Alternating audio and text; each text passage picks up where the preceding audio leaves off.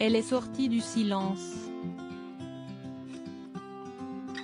Au cœur d'une polémique l'accusant de sorcellerie depuis plusieurs jours, Carla Moreau a décidé de prendre la parole.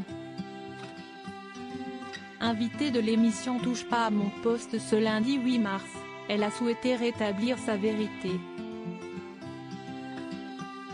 Je suis venue pour vous raconter mon histoire, ce qui s'est réellement passé, depuis le début, commence-t-elle par dire.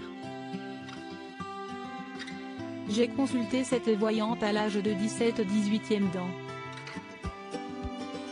Je n'étais absolument pas connue et j'y suis à l'écart, entre amis, on se disait que c'était cool d'aller voir une voyante pour lire notre futur, dit la candidate avant d'ajouter, j'ai tapé voyante sur Marseille sur internet et je suis tombée sur elle. J'ai fait une consultation classique puis je ne l'ai plus vue. Carla Moreau poursuit donc sa vie et, au moment de la diffusion de l'émission des Marseillais dans laquelle elle apparaît, la voyante la recontacte. Je ne voyais pas le mal. Elle voulait me voir car elle m'avait vue à la télévision. Elle m'explique qu'elle est contente de m'avoir vue. Elle avait une relation amicale avec moi, confie-t-elle avant de préciser, je pensais qu'elle voulait mon bien, j'avais confiance en elle. Elle était devenue une confidente, une amie.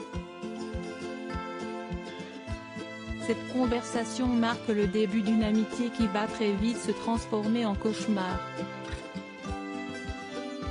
À la suite de ce contact, la candidate de télé-réalité se rend à plusieurs rendez-vous dont un, au domicile de sa voyante Danae, durant lequel elle se retrouve face à 10 inconnus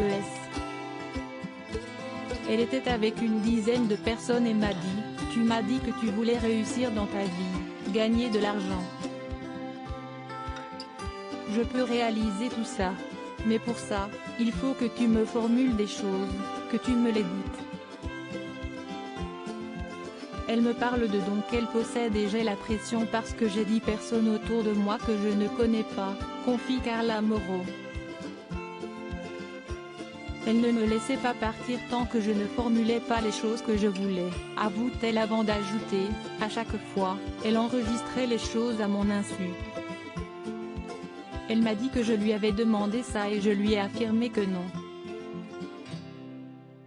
Le début d'un enfer pour la jeune femme puisque celle-ci est victime d'un chantage, devoir payer pour que les enregistrements ne soient pas dévoilés.